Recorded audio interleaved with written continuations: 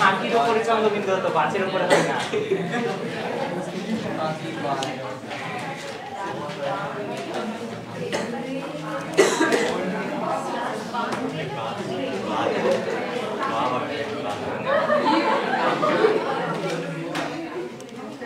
ছেলেটা আজকে ভাইরাল হতে পারে, খুব আনন্দিত। হোমওয়ার্ক পেয়ে তো হোমওয়ার্ক কালকে তো আসিনি আমি, হোমওয়ার্ক এক্সপেক্ট করছেন আমার থেকে। আর কিছু ওরে ওরে কি হলো আবার? হোমওয়ার্ক করে দিই।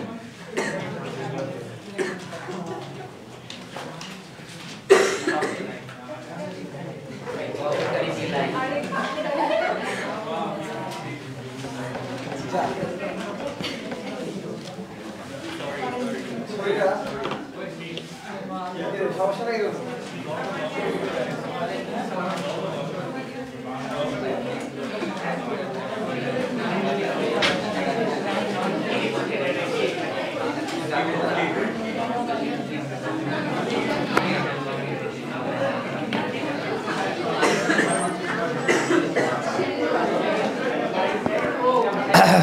এই জনগণ থামেন, হোমওয়ার্কগুলো বের করেন সবাই হাতে। বৈষম্য করতে হয় মাঝে মধ্যে, তুই তাড়াতাড়ি বের কর। সকালে তো চেক করেছি, তোকে কে বলেছে চেক করিনি? চেক কর, বের করো বের করো, হোমওয়ার্ক বের করো। কই তোর হোমওয়ার্ক কই? স্যার আমি চেষ্টা করেছি, এখানে অসুবিধা হয়েছে। গুড বাই স্যার, ভাই 21 পারিনি ভাই। তোর 22 পারিনি। বাইরে বাইরা, সবাই যা বাইরে যা। কই বাড়া, কেন ভাই? এখানে কেন লিখবি তুই? অসুবিধা কোথায়? কই উত্তর কই তোর? সমস্যা করেছি তো খাতায় লিখতে হবে না, এভাবে করলে হবে?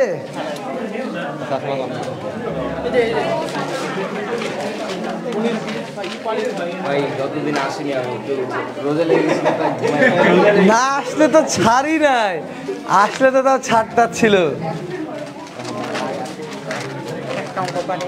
না, পারতেই পারিস তুই তো।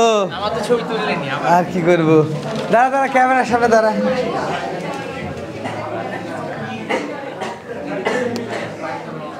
দুজনে একসাথে দাঁড়া দাঁড়া, মেয়েদের মধ্যে থেকে একটু চেক করে নি। হ্যাঁ একসাথে ছবি।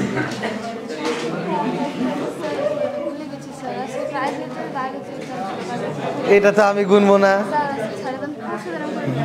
ছাড়া তো যাবে না, ছাড়া তো যাবে না। ছাড়লে মানুষ বলবে আমি 2 নাম্বারই করছি। তারা আগে আর বাড়ি করে নিয়ে কজন আছে? ও আচ্ছা, এই হোমওয়ার্ক কোথায়? কই কই? ঠিক আছে আচ্ছা, এই কই তুমি একাই পাওয়া গেছো গো?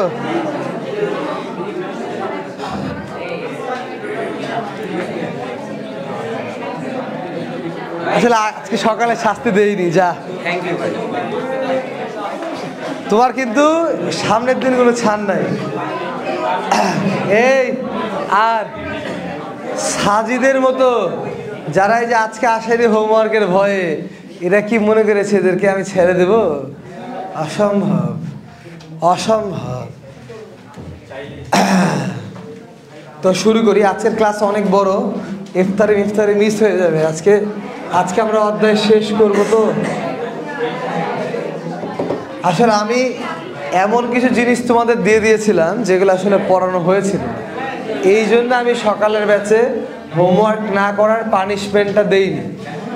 এখন একটু সবাই চুপে যাই, কারণ আমাদের এখন থেকেও মিনিমাম 1 ঘন্টা 15-20 মিনিট লাগবে। এখন থেকে ঘুরে টাইম ধরে, এখানে বাজে 4:16, চিরকুট তো হবেই।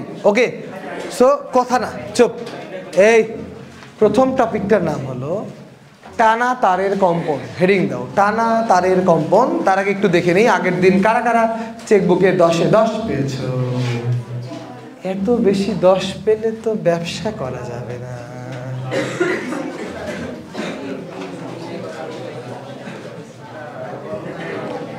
আর তার আগে খাতার মধ্যে তুলে নিবা, আজকে যেহেতু আমি অধ্যায়টা শেষ করে দিব, তোমাদের যতগুলো অঙ্ক বাদ আছে সবগুলোই হোমওয়ার্ক। এবং এই না না আমি বলি, তোমরা মোটামুটি অন এভারেজ 5টা-6টা করে অঙ্ক পারবা না। এই জন্য আমরা সামনের ক্লাসেও তোমাদের প্রবলেমগুলো সলভ করব, আর টুকটাক যেই জিনিসগুলো প্রবলেম থাকবে ওটা আমি করে দেব। কারণ এই অধ্যায়টার প্রবলেম সলভিং ক্লাস আমারই নেওয়া লাগবে। এই অধ্যায় আমার কাছে এমন কেউ নাই যে তোমাকে এই অধ্যায় বুঝাই দিতে পারবে। সো এই অধ্যায়ের প্রবলেম সলভিং ক্লাসটা আমি নিব, এবং এই জন্য আজকে ক্লাসটা একটু বড় হবে, ঠিক আছে? আগেই বলে দিচ্ছি, যতক্ষণ অধ্যায় শেষ না হবে ক্লাস আজকে চলবে। এবং অধ্যায় শেষ করে তোমরা বাকি সব অঙ্ক তোমাদের হোমওয়ার্ক তোমরা করে আসবা। যতগুলো অঙ্ক তোমরা পারবা না আমি পরশুদিন করে দেবো, কোনো সমস্যা নাই, ঠিক আছে? আর এই অধ্যায়ের পরীক্ষা তো আগে শেষ হওয়া পরে শেষ হওয়ার সাথে সাথ নাই। পরীক্ষাটা কবে তোমরা তো জানো, সামনে শুক্রবারে পরীক্ষা। সো কোনো সমস্যা নাই। ওকে, ক্লাস শুরু করি। তাহলে প্রথমে হেডিং দাও, টানা তার। বল, আইডিয়াল গ্যাসের কোয়েশ্চেন কোথা থেকে করেছিলাম? পারোনি? পারোনি? কয়েকটা পারোনি? অনেকগুলো পারোনি? একটা উদাহরণ দেখতে পারি, একটা বলো বলো।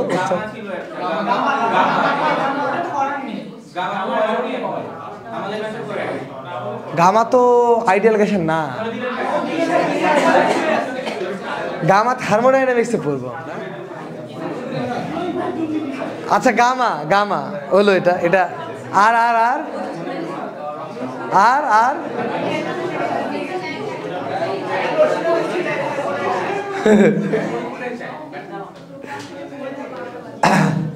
আমি গামার একটা এমসিকিউ ছিল, মেনে নিলাম, ওটা ইসাক স্যারের অনুসরণের এমসিকিউ। আর আর আর বলো।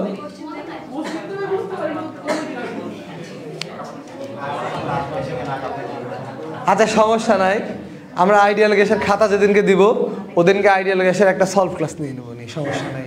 ওদিনকে আইডিয়াল গ্যাসের সলভ ক্লাস নিয়ে নেবো নি, তাহলেই হবে, টেনশনের কিছু নেই। ওকে, তবে ওই একটা গামা নিয়ে মনে হয় তোমরা বেশি হাইপ হয়ে যাচ্ছ। গামা ছাড়া তো আইডিয়াল গ্যাসে খুব একটা বাধার মতো কিছু ছিল না। হ্যাঁ দাদা, একটা এমসিকিউ এর জন্য পুরা মানে সিকিউরিটি সব তামা তামা হয়ে গেছে। তুই 44 পেলে আমি খুশি, একটা এমসিকিউ পারিস তুই বললি, আর তুই 44 পাবি না।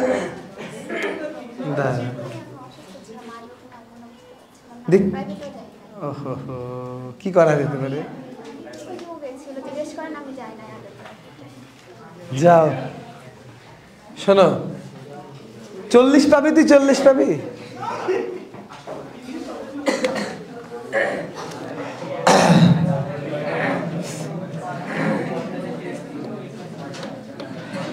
টানা তারের কম্পন।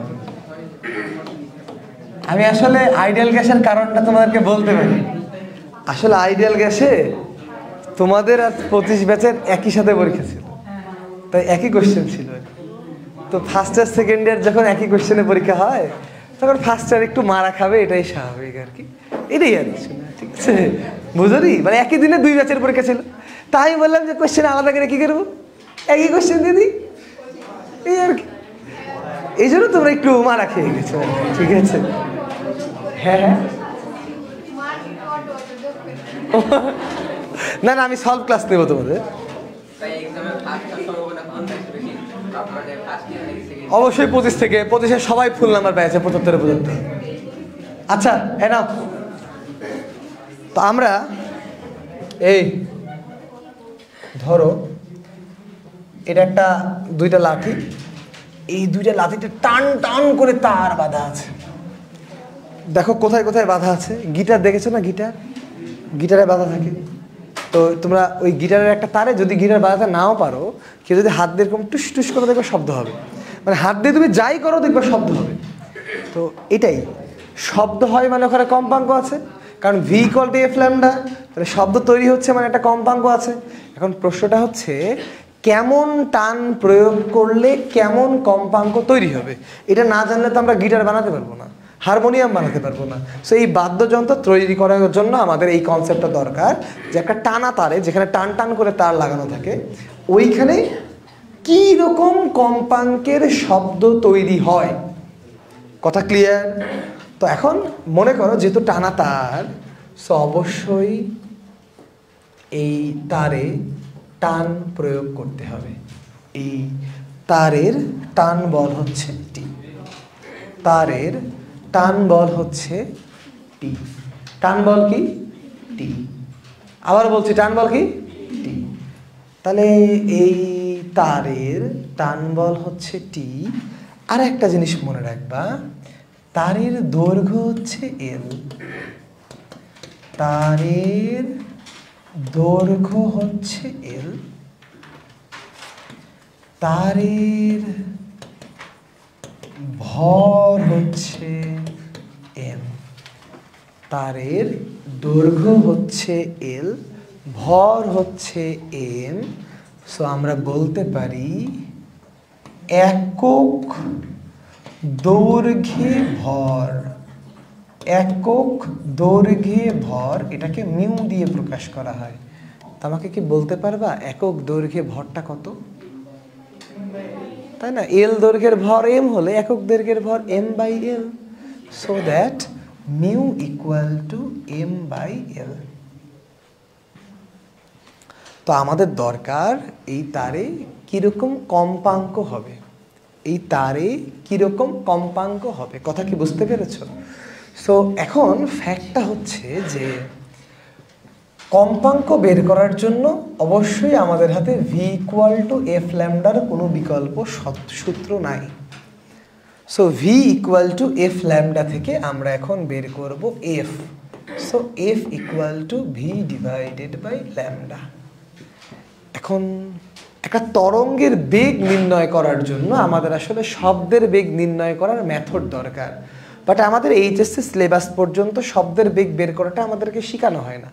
বাট আমাদের বইয়ে ডিরেক্ট সূত্র লেখা থাকে, তোমাদের যেমন 9-10-এ ছিল প্রত্যেক ডিগ্রি সেলসিয়াসে মনে হয় মানে 0.6 করে করে বাড়ে এরকম টাইপের, আর একটা সূত্র ছিল ইজ প্রপোর্শনাল টু √T টাইপের। তো এখানে টিটা কিন্তু তাপমাত্রা না, এখানে টিটা হচ্ছে টান। সো এইখানে আজকের জন্য সূত্রটা এইটুকুটা মুখস্থ রাখবা, মোটামুটি আমরা বুঝাবো, এটাও বুঝাবো, আর একটু বয়স গেলে বুঝাইতে পারবো, তোমাদের সমস্যা নাই। আজকের জন্য মুখস্থ রাখো যে তরঙ্গের বেগ ভি ইকুয়াল টু √ওভার টান ডিভাইডেড বাই একক দৈর্ঘ্যের ভর। অর্থাৎ কোনো টানা তারে বেগ নির্ণয় করার ফর্মুলা হচ্ছে √T বাই মিউ। টানা তারে বেগ নির্ণয় করার ফর্মুলা হচ্ছে √T বাই মিউ। আমি আবারও বলছি, বেগ নির্ণয় করার ফর্মুলা কি? √T divided by mu, √T divided by mu. তাহলে এখন দেখো বেগের মান তো আমরা জানি, হ্যাঁ কি না? এখন ডিপেন্ড করছে এই তারটাকে তুমি কেমন করে কম্পন দিবা। তুমি কি এরকম করে কম্পন দিবা না এরকম করে, মানে তুমি আস্তে করে বাড়ি দিবা না জোরে করে বাড়ি দিবা, এটাতে নির্ভর করে যেখানে কম্পনটা আসলে কেমন কম্পন তৈরি হবে। তুমি যদি প্রথম দেখাতে বাড়ি দাও বা একবার টোকা দাও হালকা করে, তাহলে এর কম্পন হতে পারে একটা লুপ তৈরির মতো, অর্থাৎ এরকম একটা কম্পন হতে পারে। আবার তুমি যদি একটু মানে 2 নাম্বার বার কথা চিন্তা করো, তাহলে কম্পনটা কিন্তু এরকমও হতে পারে।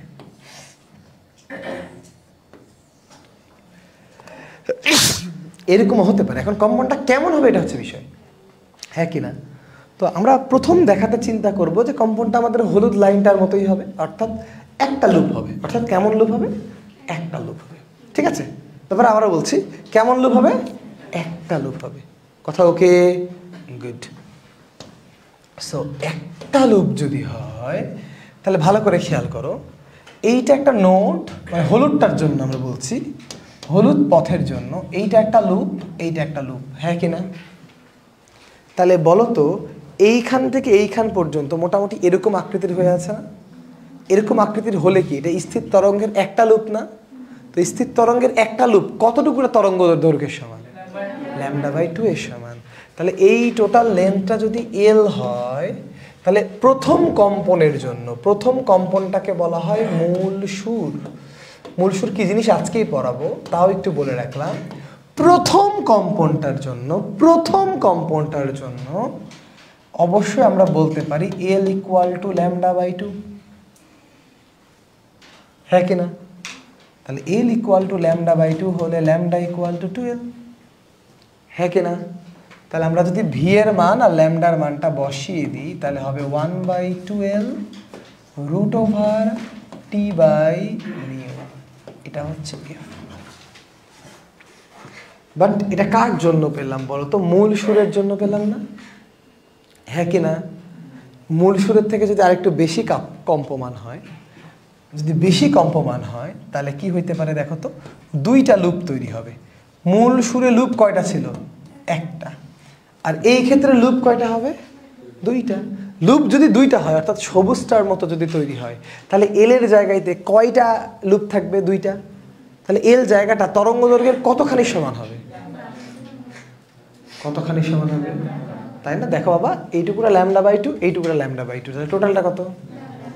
তাহলে আমরা দুইটা লুপ হলে এল ইকুয়াল টু ল্যামডা বলতে পারবো। আর এল ইকুয়াল টু ল্যামডা হলে দেখো তো বাবারা দুইটা লুপের জন্য কি হবে? 1/l √T/μ, হ্যাঁ কি না? ঠিক। এখন তিনটা লুপ হলে, কয়টা লুপ হলে? তিনটা। বারবার তিনটায় না গিয়ে আমরা একবারে চলে গেলাম এন লুপ। কয়টা লুপ? এন। আচ্ছা, এনটা লুপ হলে কি হবে বলো তো? একটা লুপ কি λ/2 না? তাহলে এনটা লুপের জন্য আমরা এল ইকুয়াল টু এন λ/2 লিখতে পারবো। সো ল্যামডা ইকুয়াল টু আমরা লিখতে পারবো 2l/n। সো এই ল্যামডার মানটা এখানে যদি বসাই তাহলে এই এনটা উপরে চলে যাবে না? উপরে চলে যাবে কিনা? সো আমাদের ফাইনাল সূত্রটা দাঁড়াবে F equal two n/2l √T/μ। এটাই আমাদের ফাইনাল ফর্মুলা। এইটা মনে রাখলেই হবে, আর কিছু না বুঝলেও হবে। F ইকুয়াল টু n/2l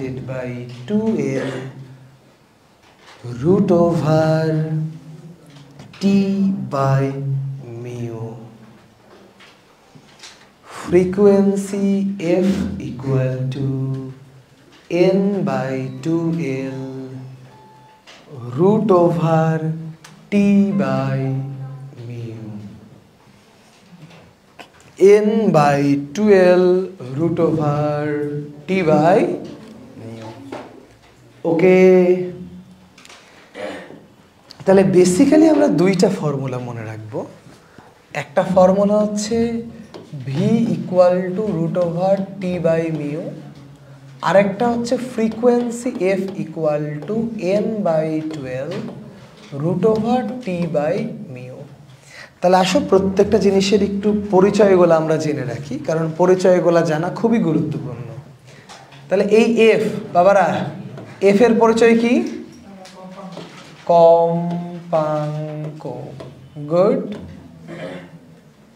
এল এর পরিচয় কি? তালের দৈর্ঘ্য। টি এর পরিচয় কি? তাপমাত্রা, টান। মিউ এর পরিচয় কি? m/l বা একক দৈর্ঘ্যের ভর। এন মানে কি? লুপ সংখ্যা। লুপ সংখ্যা। তাহলে আমার তো মনে হয় যে এইটুকুটা জানলে আসলে তোমাদের আর কোনো সমস্যা হওয়ার কথা না, হ্যাঁ কি না? কি বলো? তবে এই টানা তারকে আবার টিউনিক ফর্ক দিয়ে চিন্তা করলে দুই ভাগে ভাগ করা যায়। একটাকে বলা হয় আর কম্পন, আরেকটাকে বলা হয় লম্বিক কম্পন, অর্থাৎ টানা তার দিয়ে আর কম্পনও তৈরি করা সম্ভব, লম্বিক কম্পনও তৈরি করা সম্ভব। তার জন্য আমি দুই ধরনের চিত্র আঁকাবো। মনে করো এইটা একটা টিউনিক ফর্ক, এই দড়ি বাঁধা আছে। এইটা একটা টিউনিক ফর্ক, এই তো দড়ি বাঁধা আছে। মানে বিষয়টা কি বুঝতে পেরেছো? এই টিউনিক ফর্কটা এরকম, একে বাড়ি দিলে সাইন ওয়েভ তৈরি হবে। এই টিউনিক ফর্কটা এরকম, একে বাড়ি দিলেও এখানে সাইন ওয়েভ তৈরি হবে। দেখি তো তোমরা আগে গেস করতে পারো কিনা যে এইটার এইটার মধ্যে কোনটাতে আট তরঙ্গ তৈরি হবে, কোনটাতে লম্বিক তরঙ্গ তৈরি হবে? প্রথমটাতে আর, পরেরটাতে একটু ভোট করি, সবার মতামত তো একই তোর মতো নাও হতে পারে, তাই না? একটু 30 সেকেন্ড চিন্তা করো, ঠান্ডা মাথায় চিন্তা করো, তারপরে আমি চিত্রটা আঁকবো। কোনটাতে আর আর কোনটাতে লম্বিক, কোনটাতে আর কোনটাতে লম্বিক। এর জন্য ফিজিক্সের কিছু লাগবে না। আর মানে অনুপ্রস্থ, লম্বিক মানে অনুদৈর্ঘ্য। কিছু বললি সাজিদ, ইন্টিগ্রেশন করবি?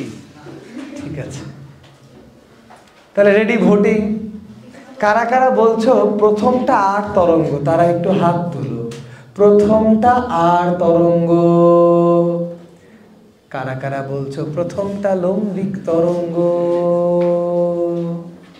সাজিদ তো একটাতেও ভোট দিচ্ছিল না, তো পরিচয় বলার আগেই ভোট তুলেছে হাত আর কি।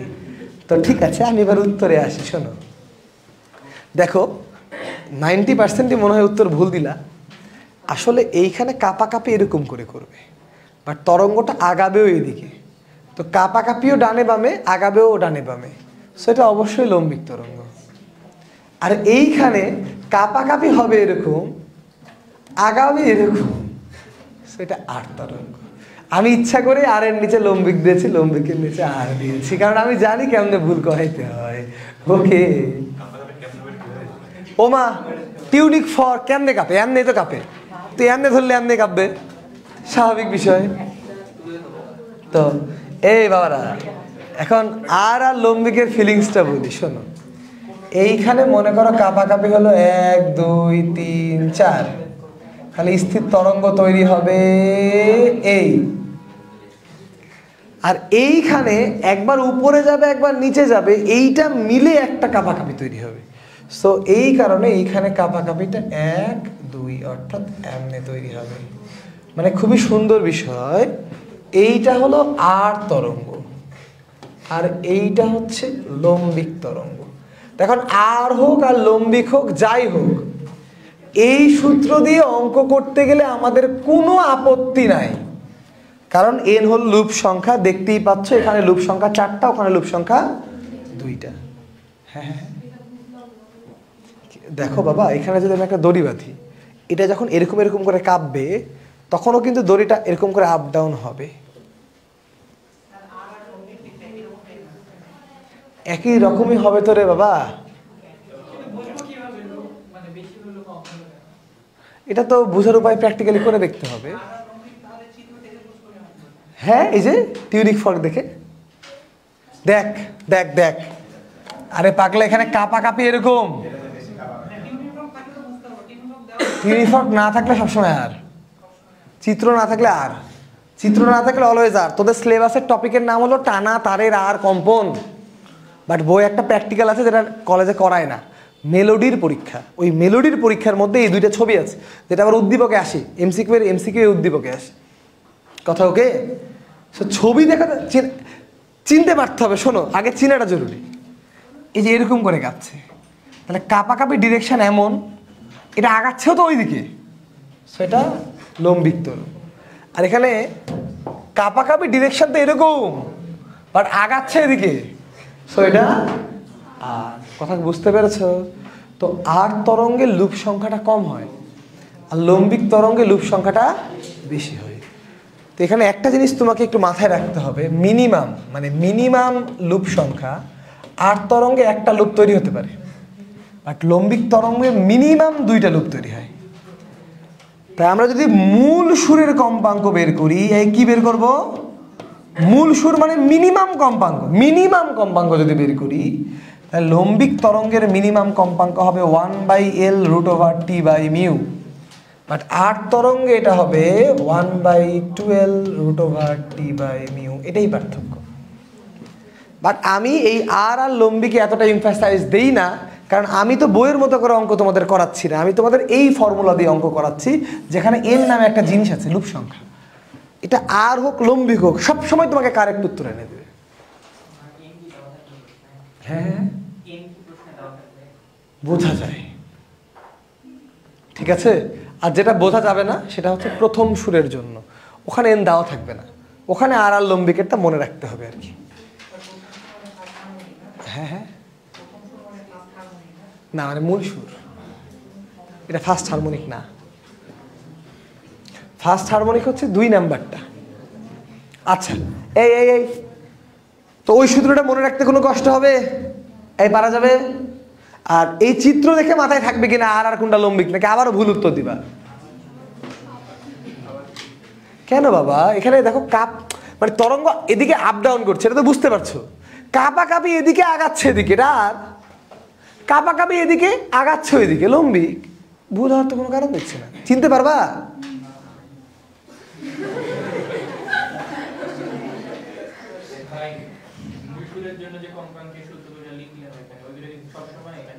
মূল সুরের জন্য সবসময় এটা, আর মূল সুর ব্যতীত অন্য কিছুর জন্য করলে মূল সুর কি পড়াবো? মূল সুর মানে হচ্ছে ধরো একটা তার আছে না, তার একটা গিটারের তার দিয়ে তুমি অনেক ধরনের শব্দ তৈরি করতে পারবা, সব থেকে মিনিমাম কম্পাঙ্কটা হচ্ছে মূল সুর, এটা পড়াবো আমরা। তা আমরা অঙ্ক করে ফেলি একটা।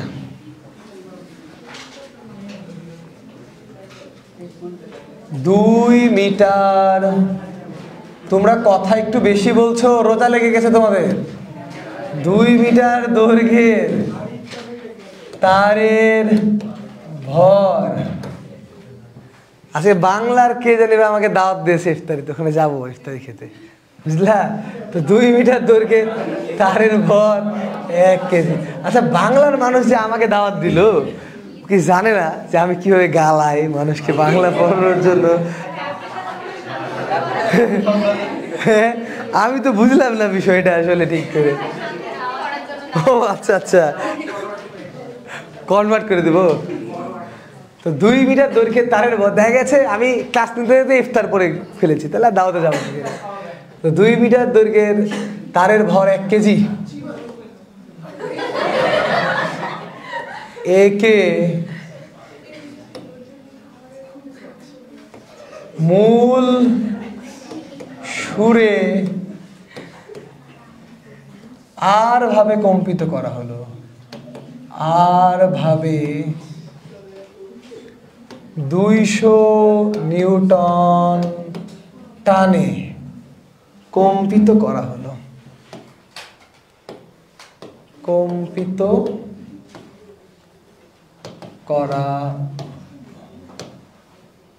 কম্পাঙ্ক কত?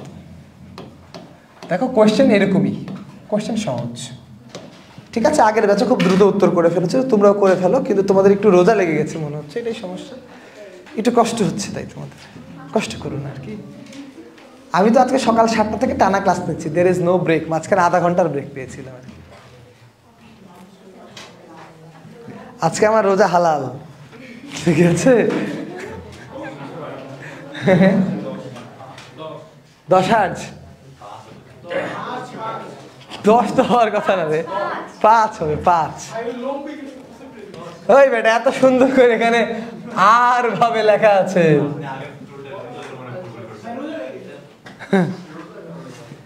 দেখো সূত্র ইউজ করবো তো এটা, n/12 T/μ। এর পরের লাইনে উত্তর, n এর মান কত? 1। 12 মানে 2 × 2, টান কত? 200, মিউ কত? m/l, হ্যাঁ কি না? সো কত আসছে? আমি নিজে নিজে অবাক হয়ে যাই যে আমি এত সুন্দর অঙ্ক বানাই কি করে। দেখো কি সুন্দর উত্তর এসছে, 5 এই ওকে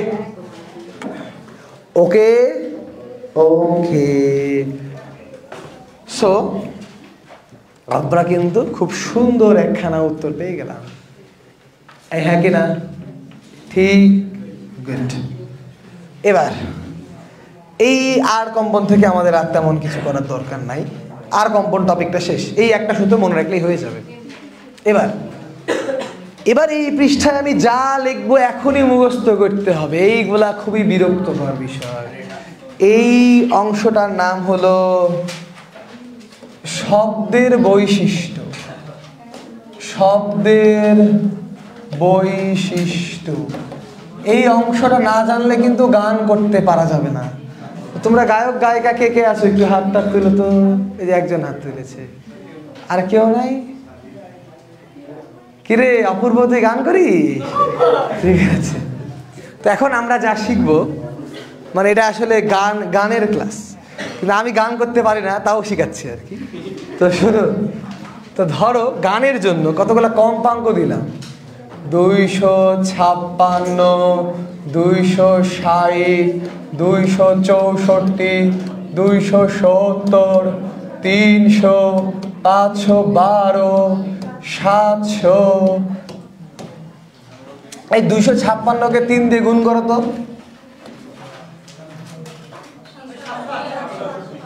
68 ডট ডট ডট। ও সেরা।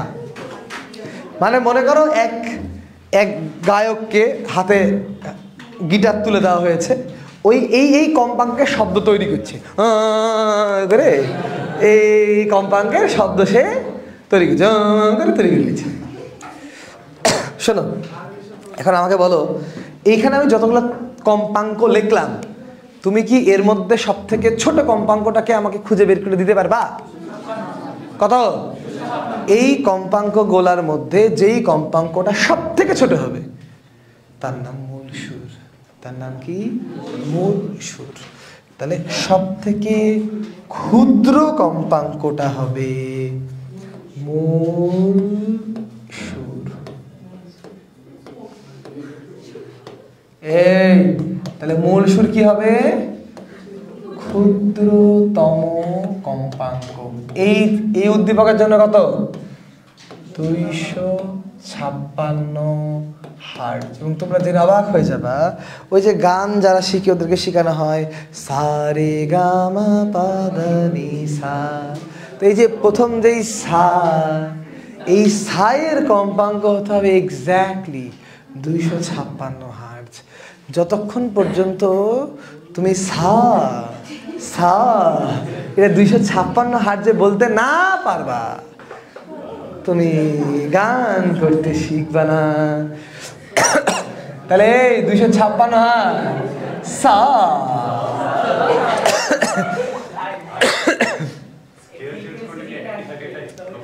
না, স্কেল চেঞ্জ করলে আলাদা হয়ে যাবে। বাট কি ওদের কিছু করার নাই। তো এই সায়ের কম্পাঙ্ক নর্মাল স্কেলে সায়ের কম্পাঙ্ক কত? 256 হার্টজ। মানে ধারণা করা হয় আর কি।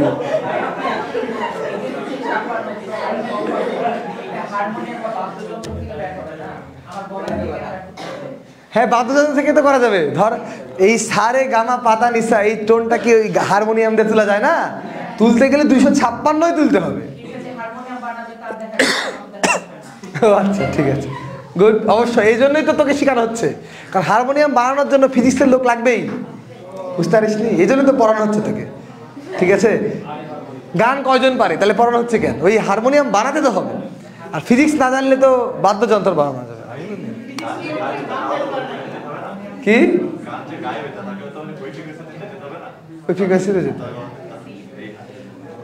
এটা তো সাজি তো গান পারে না, ওকে কে বোঝাবে? আচ্ছা শোনো, এই বেটা রাত হয়ে যাবে, থাম। তাহলে মূল সুরের কম্পাঙ্ক কত? সব থেকে ছোটটা খুঁজে পাওয়া যাবে।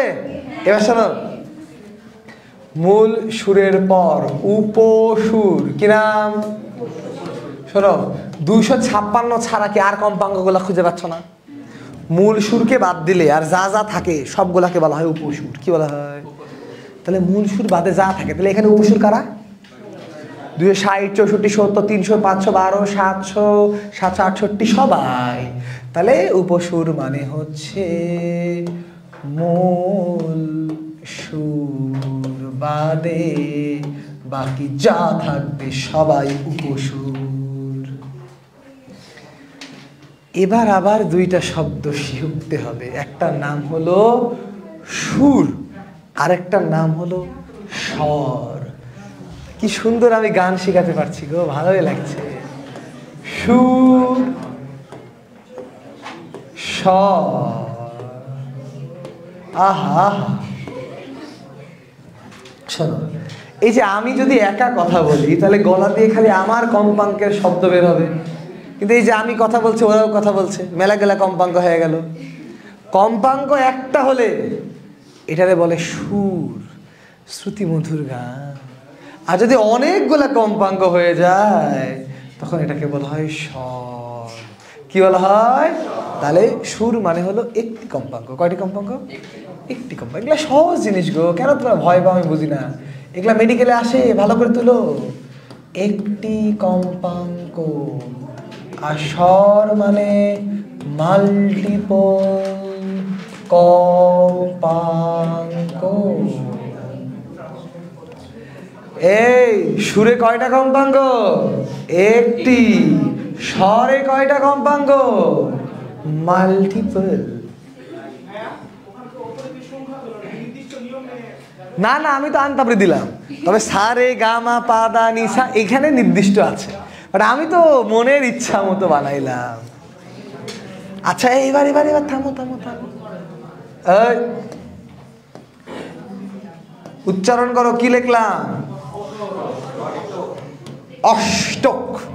মানে কি, মানে হেভি লাগছে পড়াতে আর কি। শোনো, এই অষ্টক। তোমাদের কথা বললে রাত হয়ে যাবে বলছি না, থামো।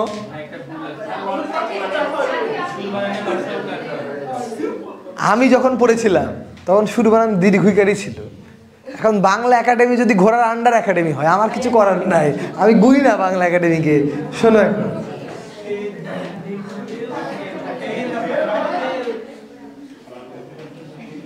আমার বাংলা পড়ার বয়স শেষ, তোরা পড়গা, আমার পড়া লাগবে না। শোনো, অষ্টক মূল সুরের দ্বিগুণ কম্পাঙ্ককে বলা হয় অষ্টক। তাহলে এখানে মূল সুর কত? তাহলে 256কে 2 দিয়ে গুণ করলে কত? তাহলে এই 512 হার্জ আছে না, এই 512 হার্জকে বলা হয় অষ্টক। অর্থাৎ মূল সুরের দ্বিগুণ কম্পাঙ্ককে বলা হয় অষ্টক। মূল সুরের দ্বিগুণ কম্পাঙ্ককে কি বলে? অষ্টক। কি বলে? অষ্টক। এই কালার পেন আলারা কালিগুলো জ্বলে যাবে আর কয়দিন পর, কালো দিয়ে লেখো, কালার দিয়ে চিহ্নিত করো। ওকে, এরপর হারমোনিক বা সমমেল। এই কি লিখলাম নাম বলো? হারমোনিক বা সমমেল। যেই কম্পাঙ্কগুলা মূল সুরের সরল গুণিতক। এই কি বললাম? যেই কম্পাঙ্কগুলো মূল সুরের সরল গুণিতক। এক কার সরল গুণিতক? মূল সুরের সরল গুণিতক রে বেটা, মানে বুঝাই। শোন, মূল সুর তো 256, 2 দিয়ে গুণ করলে 512, 3 দিয়ে গুণ করলে 768, 4 দিয়ে গুণ কর 1024, 5 দিয়ে গুণ কর 1280। তাহলে এই যে এই মূল সুরটাকে যদি বাদ দাও তাহলে এই বাকি সবগুলাকে বলা হয় হারমোনিক বা সমমেল। হারমোনিক বা কতগুলো বই কিন্তু ভুল লেখা আছে। তো এই 512 এটাকে বলা হয় প্রথম হারমোনিক, এটাকে বলা হবে দ্বিতীয় হারমোনিক, এটাকে বলা হবে তৃতীয় হারমোনিক, এটাকে বলা হবে চতুর্থ হারমোনিক, এরকম dot dot dot dot dot. অর্থাৎ মূল সুরে সরল গুণিতক। তবে এই হিসেবে অনেকে বলে কেন মূল সুর কি নিজে ওর সরল গুণিতক না? তাহলে ওই হিসেবে অনেকে আবার বলে মূল সুরকেই প্রথম হারমোনিক, কিন্তু অনেকগুলো বইয়ে ম্যাচ করলে দেখা যায় না বলাটাই ভালো। কেন না বলাটা ভালো আমি ওটাও বলছি।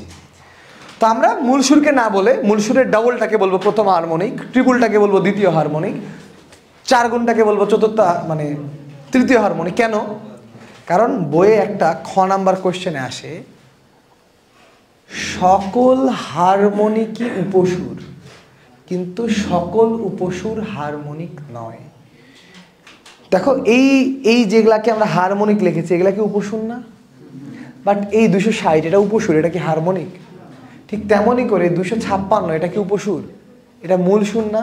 তাহলে মূল সুরকে আমরা উপসুরেও ধরবো না, হারমোনিকেও ধরবো না। কথা কি বুঝতে পেরেছ? বরং আমরা বলতে পারি অষ্টক মানে হলো প্রথম হারমোনিক। অষ্টক মানে কি? প্রথম হারমোনিক। অষ্টক মানে প্রথম হারমোনিক। কথা ক্লিয়ার? তাহলে দেখো তো লাইনটা মাথার মধ্যে ঢুকছে কিনা। সকল হারমোনিকই উপসুর, কিন্তু সকল উপসুর হারমোনিক নয়। ক্লিয়ার? ওকে। এবার দেখো গত ক্লাসে আমরা স্বরকম্প নামে একটা শব্দ পড়েছিলাম না? পড়েছি। স্থির তরঙ্গ ছিল, বিট ছিল, আর স্বরকম্প ছিল না? তো স্বরকম্প মানে কি জানো? বলো কি ছিল? কি ছিল? দুইটা কম্পাঙ্কের বিয়োগফল বা অন্তরফল, হ্যাঁ কি না? তো এই স্বরকম্পের মতোই আরেকটা শব্দ আছে, নাম হলো সুর বিরাম। সুর বিরাম। তাই তো এখানে আবার রস্যকার হলো কোত্থেকে? সুর বিরাম। সুর বিরাম। শোনো, স্বরকম্প মানে হচ্ছে দুইটা কম্পাঙ্কের বিয়োগফল, আর সুর বিরাম মানে হচ্ছে দুইটা কম্পাঙ্কের ভাগফল। সুর বিরাম মানে কি? সুর বিরাম মানে হচ্ছে F2/F1। ধরো আমি তোমাদেরকে এরকম করে পড়াতে থাকলাম, এই শোনো ভালো করে শোনো, এই আমি যেটা বলছি এটা তরঙ্গ, তরঙ্গ থেকে স্থির তরঙ্গ, স্থির তরঙ্গ থেকে কম্পাঙ্ক, কম্পাঙ্ক থেকে শব্দ, শব্দ থেকে কম্পাঙ্ক। এই যে ধরো আমি যদি এরকম ধরনের বিরতিহীনভাবে কথা বলি তোমরা কি বুঝতে পারবা? এই যে আমি কথাটা, আমি যে বেটা আমি যে কথাগুলা বললাম এই কথার মধ্যে কোনো ধরনের সুর বিরাম ছিল না। সুর বিরাম না থাকলে কথাগুলো তোদের বোধগম্য হলো?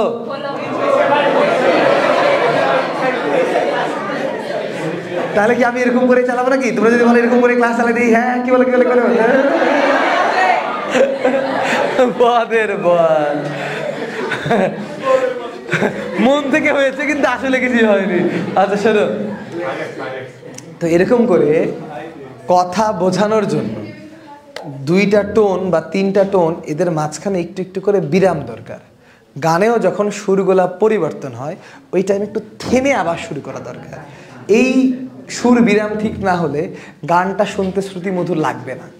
তো এই দুইটা শব্দকে তাই পাশাপাশি রাখবা। স্বরকম্প মানে কম্পাঙ্কের বিয়োগফল, আর সুর বিরাম মানে ভাগফল। সুর বিরাম মানে ভাগফল। কথা ক্লিয়ার? এবার গানের স্বার্থে আরো দুইটা সুন্দর শব্দ আমাদের পড়তে হবে। একটা নাম হলো ত্রয়ী, ত্রয়ী। আর একটা নাম স্বরসঙ্গতি। ওমা আজকে তো ফিজিক্স পড়ছি না আমরা, আমরা আজকে বাদ্যযন্ত্র পড়ছি।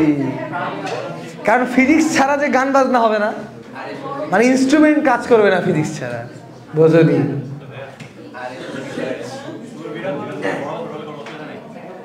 না, এটা এক একটা গানের জন্য এক একটা লেভেলে এক একটা জায়গায় এক এক রকম। কোনো সময় তো এক নিঃশ্বাসেই গেতে হবে, ওখানে সুর বিরাম থাকা যাবে না।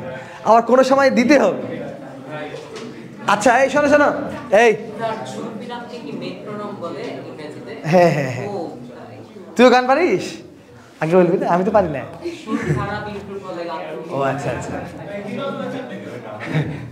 এই শোনো, ত্রয়ী মানে তিনটা কম্পাঙ্কের একটা নির্দিষ্ট অনুপাত হতে হবে। আর স্বর সঙ্গতি মানে 4টা কম্পাঙ্কের একটা নির্দিষ্ট অনুপাত হতে হবে। তো এটা আবার মেডিকেলে 1 বছর পর পর আসে, তো এইবার আসেনি। তো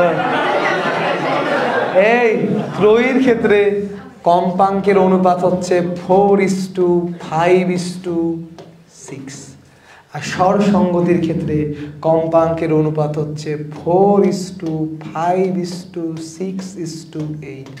আমি লিখে দিচ্ছি তো ভাল লাগছে না, বই থেকে খুঁতরে খুঁতরে বাইর করতে গেলে জানমান বার হয়ে যেতে গেলে, ঠিক আছে? সো ত্রয়ী মানে হচ্ছে 4:5:6, আর স্বর সঙ্গতি মানে হলো 4:5:6:8। সো এই পৃষ্ঠাটা মুখস্থ রাখতে হবে। কার সাথে কার না, এদের প্রশ্ন এরকম থাকবে যে 4টা কম্পাঙ্ক তোকে দিলাম, ধর এরকম 20, 25, 30, 8, তোকে বলবে এটা কি সম্পর্কে আছে বলো। তুই 5 দিয়ে ভাগ কর, তাহলে দেখ 4:5:6, তাহলে এটা কি হয়ে গেল বল? ত্রয়ী, ইংলিশে বলে ট্রায়োড। তো যাই হোক, ত্রয়ী মনে রাখলেই হবে। ওকে, আরো অনেক শব্দ আছে, ওগুলা লাগে না, ওগুলা পড়াবো না আর কি। অর্কেস্ট্রা, মিথুলি, ক্রিঞ্চিঙ্গা, হ্যাঁ, তো এই শব্দগুলা আরো খারাপ খারাপ উচ্চারণের শব্দ আছে, তো ওগুলা আসে না পরীক্ষায়, ওগুলো আমরা পড়বো না আর কি। বইয়ের ছক আছে এরকম একটা, ঠিক আছে? অর্কেস্ট্রা। তো এই পর্যন্ত ওকে। তো এই পৃষ্ঠাটা মুখস্থ করার জন্য 30 সেকেন্ড সময় দিলাম। এরপরে আরো 2টা টপিক পড়তে হবে, ধরবো, 2জনকে ধরবো, 30 সেকেন্ড।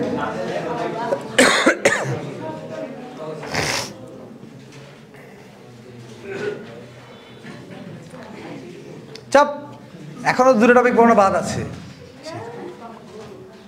তো রোজা লেগে গেছে, তুই রোজা আছিস?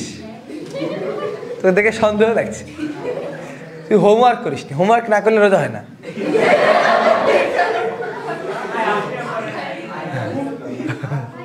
আমি দিয়েছি যে হোমওয়ার্ক তোদেরকে, আমারও গরম লাগছে, মাথায় আসলো কেউ। বল বল।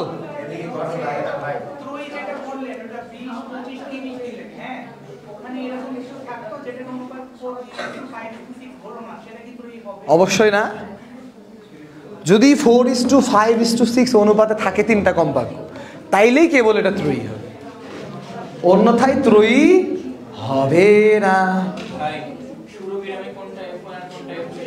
পরেরটা F2, আগেরটা F2। এই টাইম আপ। সাজিদ দাঁড়া, বল স্বর সঙ্গতির অনুপাত বল।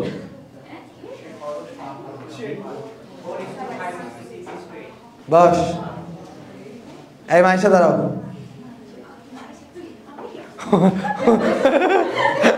এটা কি হলো?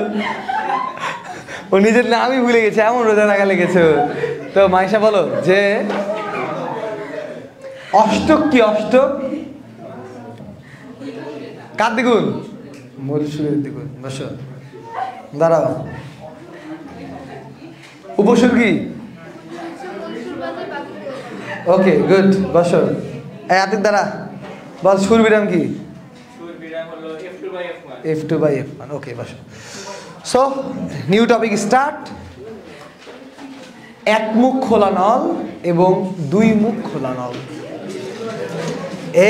এটা তো খুবই মজার জিনিস। এক মুখ খোলা নল এবং 2 মুখ খোলা নল।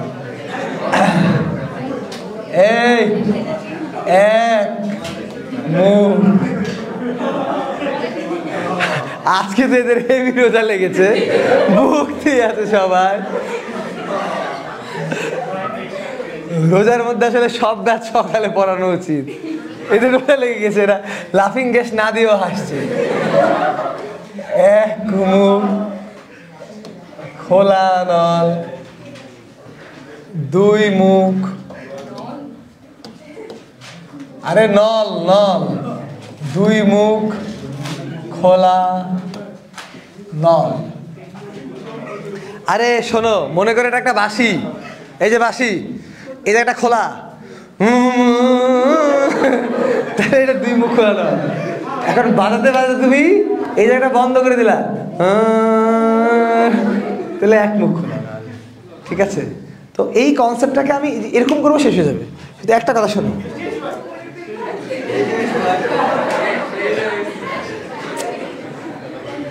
বাবারা সিরিয়াস হও, ঈদের পরেই তোমাদের ইয়ার ফাইনাল পরীক্ষা। ঠিক আছে?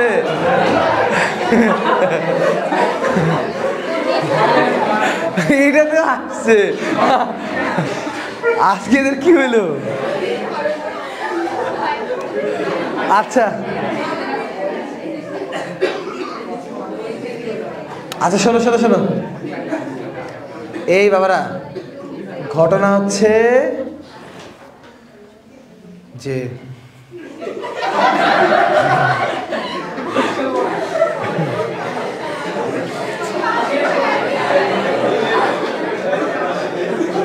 আমি যাই করছি না তাতেই আসছে, কি অদ্ভুত সমস্যা। তোদের দেখে আমার হাসি আসছে।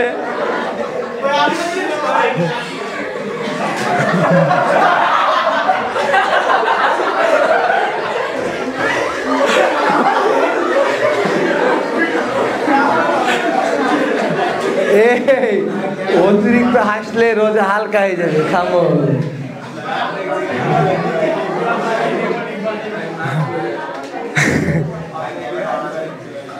এই তো ঘটনা হচ্ছে যে আমাদের অদ্ভুত বিষয়,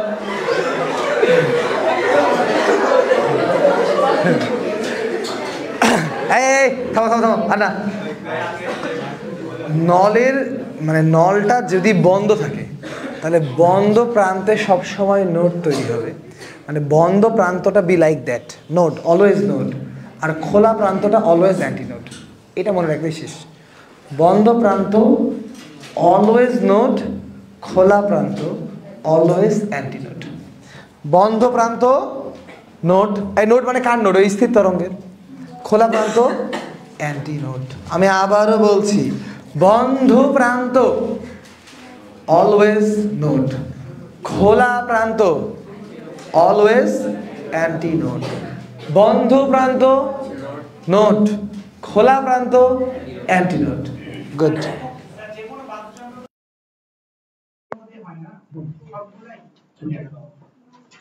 আচ্ছা, এখন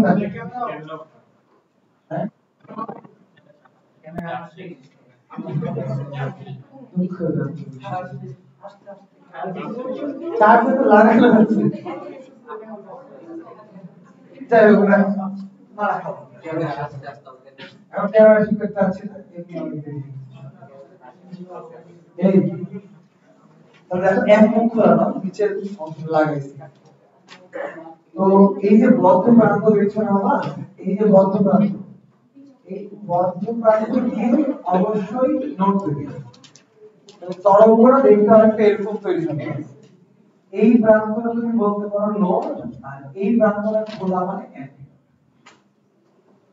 তাহলে তুমি যদি একটা এরকম টাইপের বাঁশিতে সুন্দর করে তুমি শব্দ তৈরি করো, এরকম ধরনের বাঁশিতে তুমি যদি শব্দ তৈরি করো, তাহলে আমি আবারও সুন্দর করে একটু বলছি, বদ্ধ প্রান্তে নোট, খোলা প্রান্তে অ্যান্টিনোট।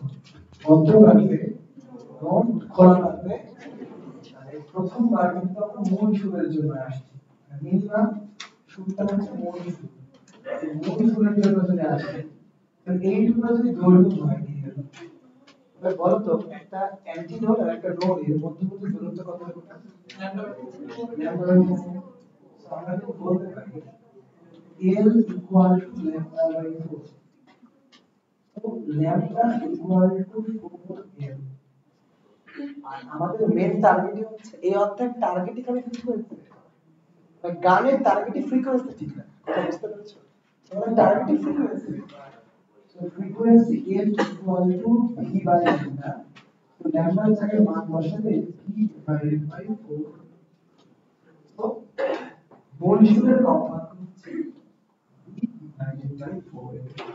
আমি আবার বলছি, মূল সূত্রের কম্পাঙ্ক b divided by 4l b divided by 4 এই পর্যন্ত ওকে। আচ্ছা ঠিক আছে,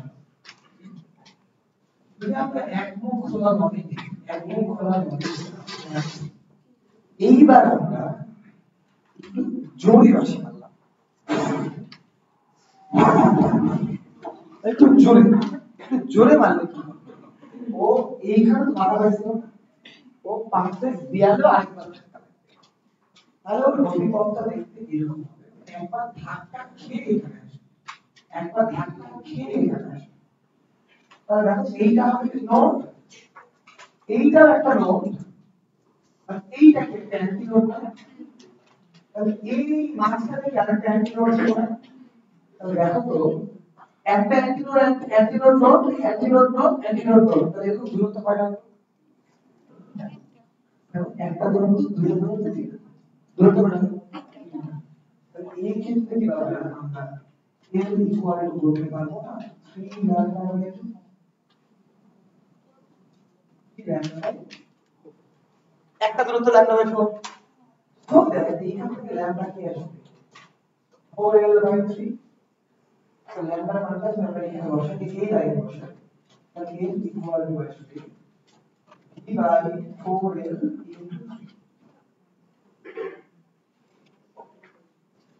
তাহলে একটা জিনিস একটু ঠান্ডা মাথায় শোনো, প্রথমবার আসলো v বাই 4l, তারপর আসলো 3v বাই 4l, আর একটু জোরে মারলে কি হবে? আরেকটা বেশি লুপ তৈরি হবে, আর একটু জোরে মারলে আরেকটা লুপ তৈরি হবে, আরেকটা লুপ বানালে এখানে 3 থেকে 5 আসবে, আরেকটা লুপ হলে 7 আসবে, আরেকটা লুপ হলে 9 আসবে, তারপরে ঘুরে ফিরে বিজোড় সংখ্যক আসবে। কি আসবে? আর এই বিজোড় সংখ্যক জিনিসটাকে তো এর কোথায় লিখতে পারি? Equal to 12 minus 1 by 4l, 12 minus 1 b divided by 4l। আবার বলছি 12 minus 1 b divided by 4l। এই পর্যন্ত ওকে, হ্যাঁ কি না? তাহলে দুই মুখ করে আমরা চলে আসি, এটা একটা দুই মুখ, দুই মুখ খোলা মানে দুই দিকে তো খোলা, দুই দিকে কি তৈরি হবে?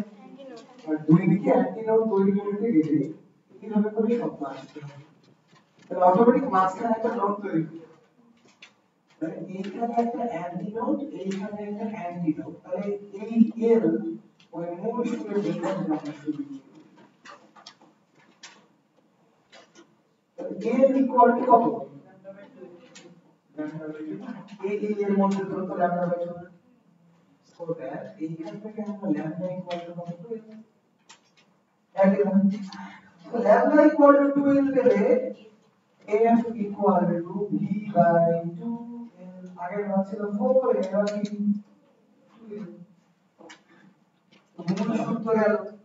এবার কি আরেকটু জোরে ফু মারতে পারবে? পারবে তো? একটু জোরে ফু মারলে কি হবে? পাত্রে ধাক্কা খেয়ে যাবে, তাহলে ধাক্কা খাবে, পাত্রে যদি ধাক্কা খাওয়ায়,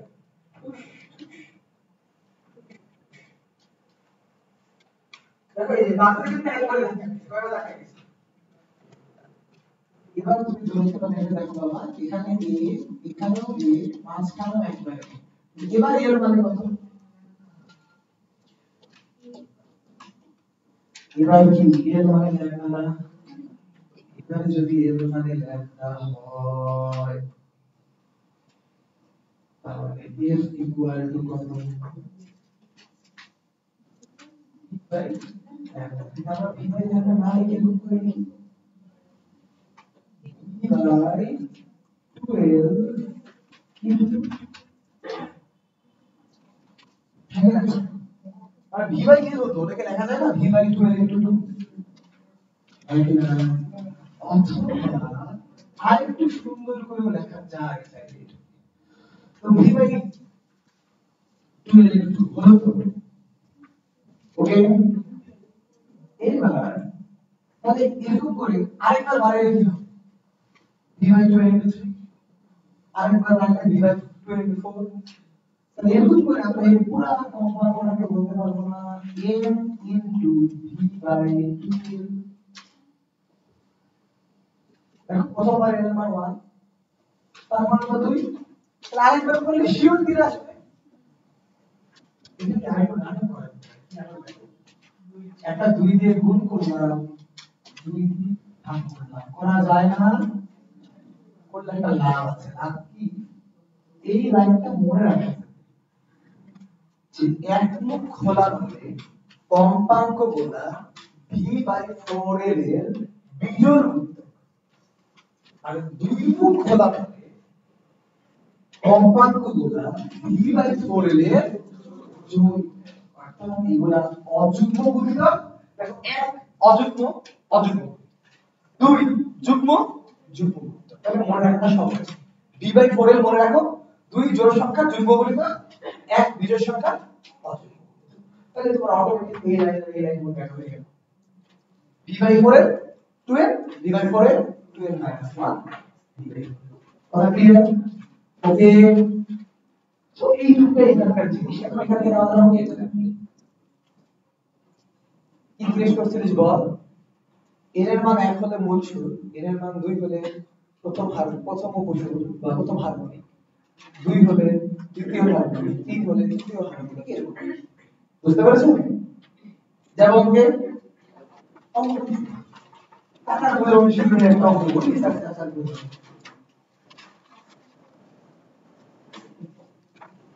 এক ভোলারে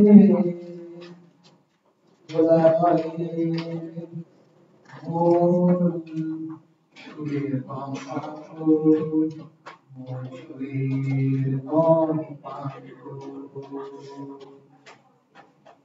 25 হঠাৎ দুই মুখ খুলে গেলে, হঠাৎ দুই মুখ খুলে দিলে মোর সুরের কম্পাঙ্ক, মোর সুরের কম্পাঙ্ক হঠাৎ দুই মুখ খুলে দিলে মোর সুরের কম্পাঙ্ক আমার তো মনে হচ্ছে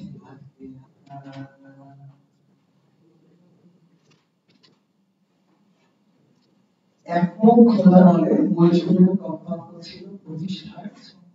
এখানে আরেকটা মুখ খুলে দিলে মূল সুরের কম্পাঙ্ক কত হবে? এইটারই আরেকটা মুখ খুলে দিলে মূল সুরের কম্পাঙ্ক কেমন হবে? আসলে কারণ এক মুখ খোলা হলে যদি তুমি ফ্রিকোয়েন্সি বের করো, ফর্মুলা হচ্ছে v/4l = 25, আর দুই মুখ খোলা নলের ক্ষেত্রে অ্যাকচুয়ালি ফর্মুলা হচ্ছে v/12, যেটাকে লেখা যায় 2 * v/,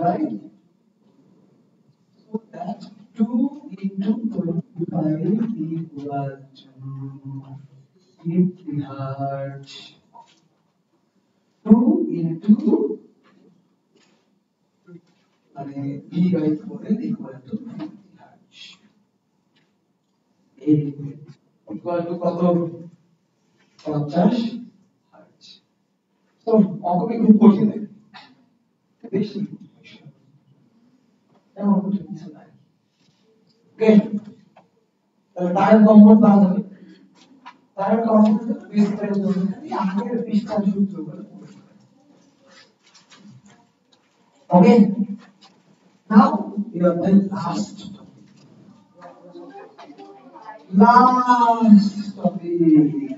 নাম হলো শব্দের তীব্রতা।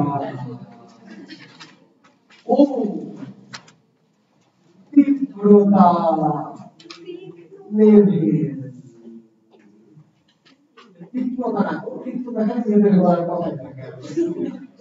ঠিক আছে, তো আমরা এখন করবো শব্দের তীব্রতা এবং তীব্রতা লেভেল।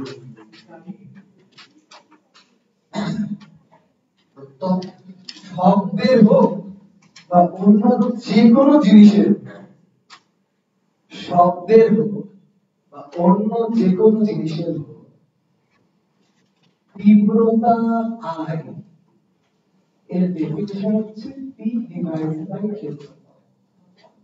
অর্থাৎ একক ক্ষেত্রফলের ক্ষমতাকেই প্রকৃতপক্ষে তীব্রতা বলে। আমি আবারও বলছি, একক ক্ষেত্রফলের ক্ষমতাকে কি বলে? তীব্রতা বলে। এই তীব্রতা মানে কি? একক ক্ষেত্রফলের ক্ষমতা। ওকে, তো জেনারেলি একটা উৎস থেকে চারিদিকে গোল গোল গোল গোল আকারে তরঙ্গ ছড়িয়ে পড়ে। একটা গোলকের ক্ষেত্রফল হচ্ছে 4πr²।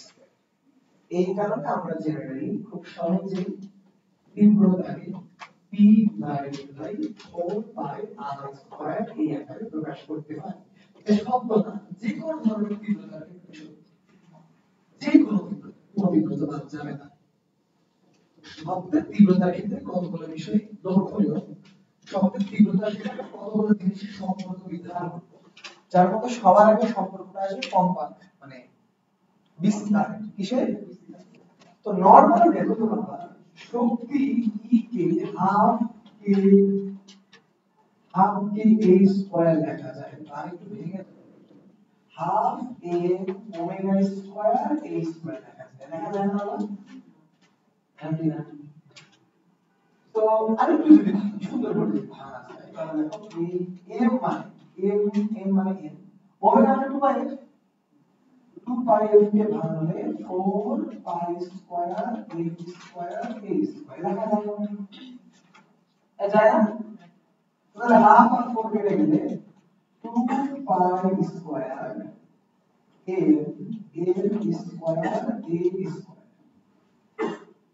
মনে হয় বলা যায় এই পর্যন্ত বুঝাই কিনা? এটা কি না?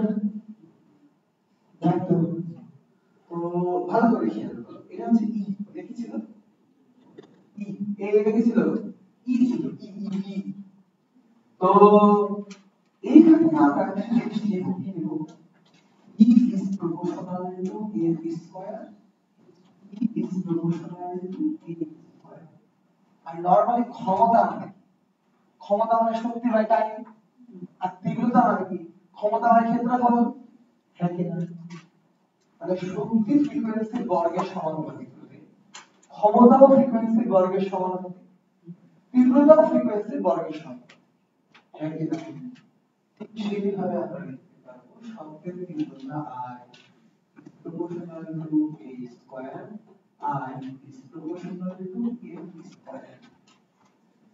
আর নরমালি চেক করে যদি বলতে হয় তাহলে ক্ষমতা বের, তখন আলটিমেটলি শক্তিটাকে টাইম দিয়ে ভাগ করবো না, টাইম দিয়ে ভাগ করলে নিচে একটা টি চলে আসবে না। তো ভালো করে খেয়াল করো। আর ভরকে কি রো ইনটু আয়তন লেখা যাবে না? আমি একটু মুখে করি আর মনে ভালো লাগে, 2π² এর জায়গায় লিখলাম রো ইনটু ভি, মানে আয়তন। আয়তন না লিখে লিখলাম ক্ষেত্রফল দৈর্ঘ্য, সমস্যা হওয়ার কথা না। আর a² এই বাবা এই রেখা ক্ষেত্রফল এই বিস্তার, হ্যাঁ এই এটা বিস্তার, এই নাকি এটা ছিল ই। তাহলে যখন পাওয়ার বের করব তখন কি হবে? এটাকে টাইম পিরিয়ড দিয়ে ভাগ করতে হবে না, মানে সময় দিয়ে ভাগ হবে না। আমাকে বলো দৈর্ঘ্যকে সময় দিয়ে ভাগ করে কি হয়? সো পাওয়ারটা হয়ে যাবে 2π² রো ভি এফ স্কয়ার আচ্ছা এই যে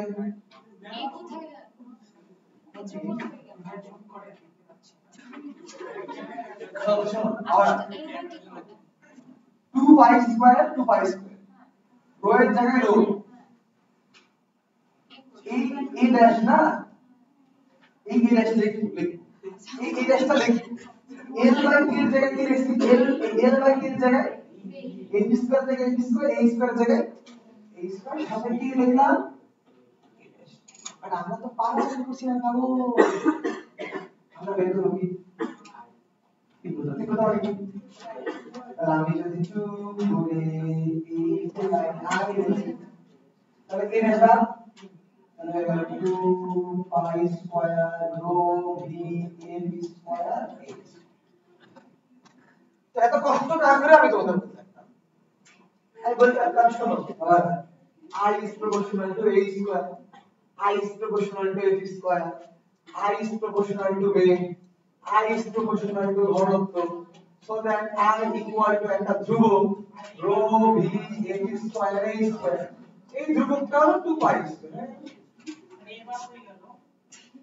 বেটা তীব্রতা বের করার সময় p কে a দিয়ে ভাগ করলে এই ড্যাশটা কাটবে না,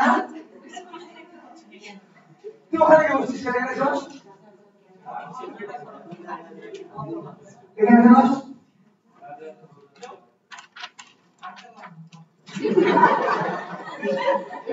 শোন আমি তো মুখে বলেই দিই, আরে পি এর মধ্যে এটা আসছে, পি কে এ দিয়ে ভাগ করলে এ দিয়ে ওকে, তাহলে আমাদের মুখস্থ রাখতে হবে কোনগুলো, এটা তো 9 কেটে ছিল, I equal to, এই আপনি শুধু অঙ্কে লাগতেছে, আমি সিস্টেমটা বলি শোনো, 2 pi square a square f square, 2 pi square a square f square, Ruby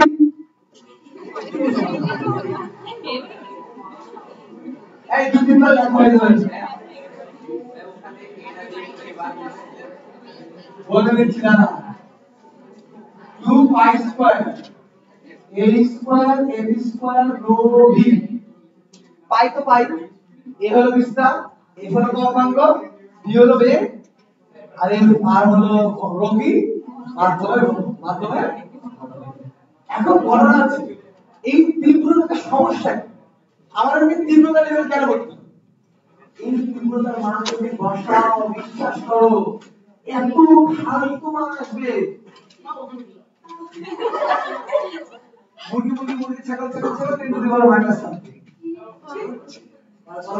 2.576 10 to the power minus 10, এই মানগুলা ধরো সাধারণত অনেক জায়গায় মাইন্ড টাইপ হয়, প্রোগ্রাম হয়, অতি উচ্চ স্তরে মাইন্ড আছে, বিশালা মনে করে বলছে 100 টাকার লাইন 1 টাকা ওই মামাকে বললো এই শোনেন আপনার তীব্রতা 1.1 10 টু দি পাওয়ার মাইনাস, বাবা বিশালা কি বুঝবে, তো এই কারণে এই তীব্রতাকে স্কেল করা, যেমন কেমিস্ট্রিতে পুরো পিএইচ পড়েছিল, পরিমাণ অফ হাইড্রোজেন, পিএইচ এর হাইড্রোজেন আয়তন ঘনমাত্রাটাকে সুন্দর করে মাইনাস লগারিদম স্কেলে এনে কি সুন্দর 1 2 3 4 2.4 2.5 4.1 4.2 এরকম করা হয় না, কেন মানটা ছোট কেন, এখানে তীব্রতা কনসেপ্টটা আমাদের জন্য অনেক সূত্র হলো, বাট অনেক বড় বড় মান আসে, যা মানে সায়েন্স ব্যতীত অন্য মানুষদেরকে বোঝানো, সায়েন্সের মানুষদেরকে বোঝানো, এইজন্য আমরা ছোট ছোট মান নিয়ে আসলাম, তাহলে মানুষদের বুঝি,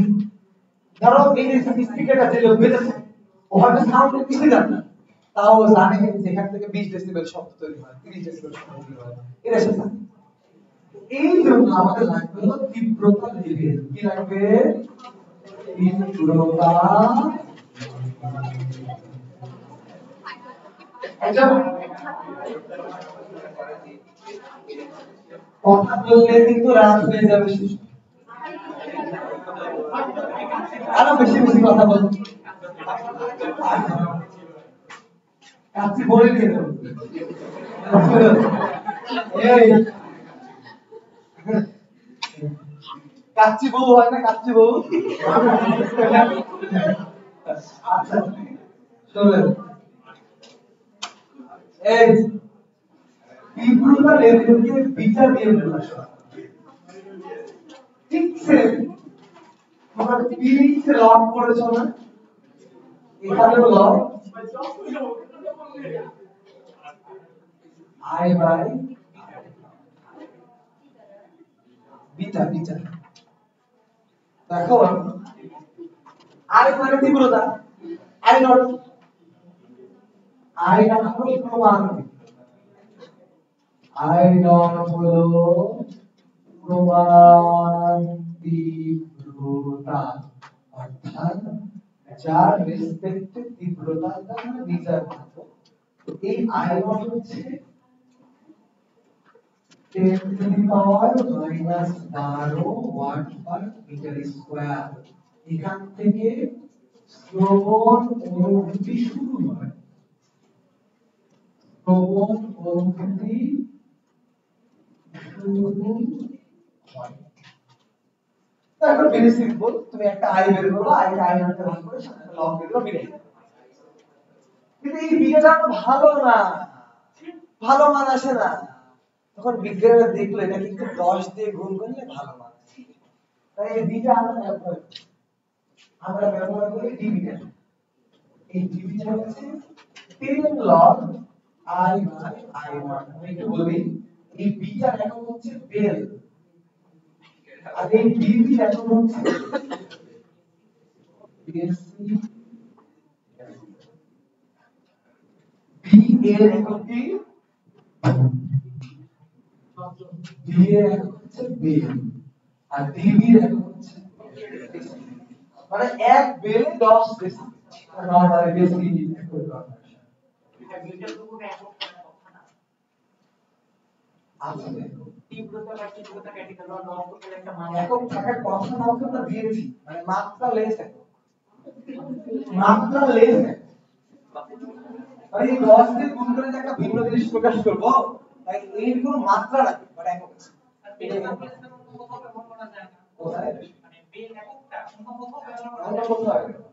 শুধু শব্দের তীব্রতা ব্যবস্থা করে, যেমন এই যে আমি কথা বলছি, এটার মোটামুটি 60-65 ডেসিবেল শব্দ তীব্রতা। এই তাহলে আমাদের আজকে কোন ফর্মুলা মনে রাখতে হবে? এই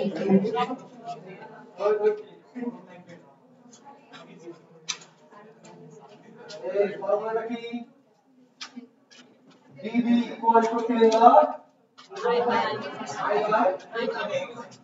by ওকে, একটা অঙ্ক করেছে, এই অঙ্কটা না করলে আর পারবে না।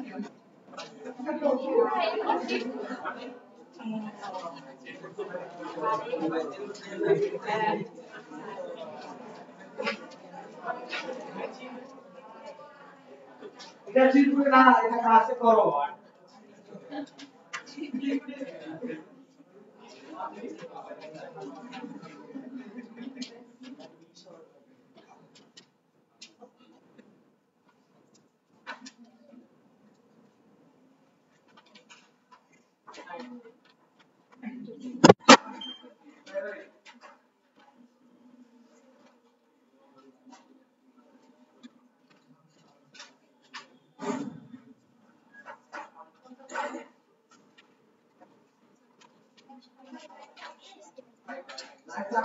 ক্যামেরাটা বন্ধ হয়ে গেছে, ক্যামেরাটা চার্জ দেয়নি, নন ভোল্ট আজকে বাধা রেখে দেখছি। কত সত্যি? তাইলে এসো তোমরা, দাদা আপনি ঠিক করে তাইলে এসো তোমরা।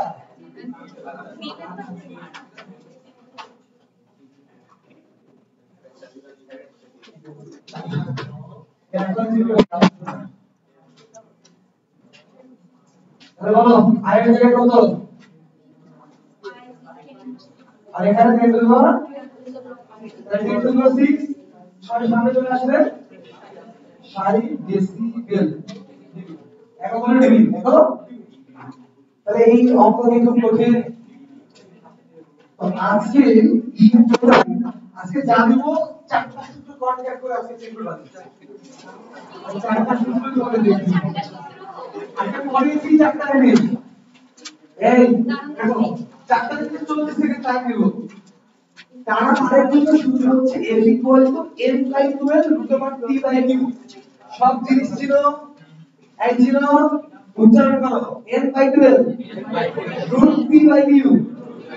কি কি বিউটি এমন দৈর্ঘ্যের ভর।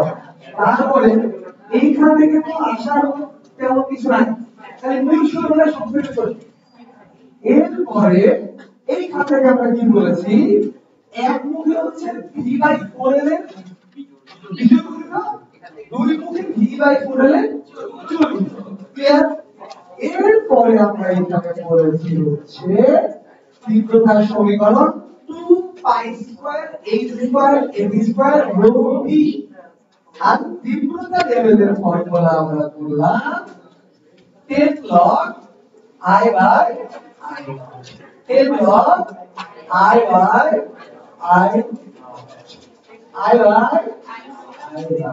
আর I মানে কি, দুইটা সূত্র আছে, একটা p/a আর একটা 2π² a² rho। ক্লিয়ার? তাও 1 মিনিট সময় দিলাম, 1 মিনিটের মধ্যে কথা বলতে হবে। এটা জেনে নিন, খাতা বন্ধ করে 1 মিনিটের মধ্যে বন্ধ করতে করতে 1 মিনিট লাগবে।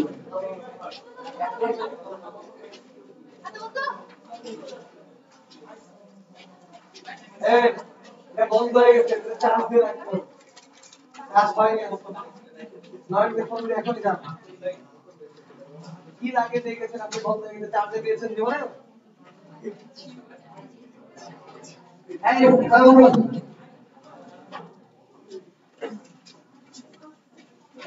বন্ধ করতে করতে একটু জিজ্ঞেস করে ফেলি, আগামী সোমবার হোমওয়ার্ক কি থাকলো?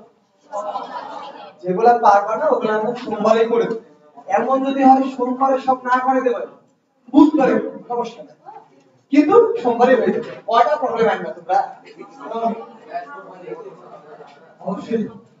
আর যবেই হোক ইয়া কবে ওকে নাও কোশ্চেন দিলাম, এক কথা থাকবে না দিয়েছি ওরা হয়ে গেল।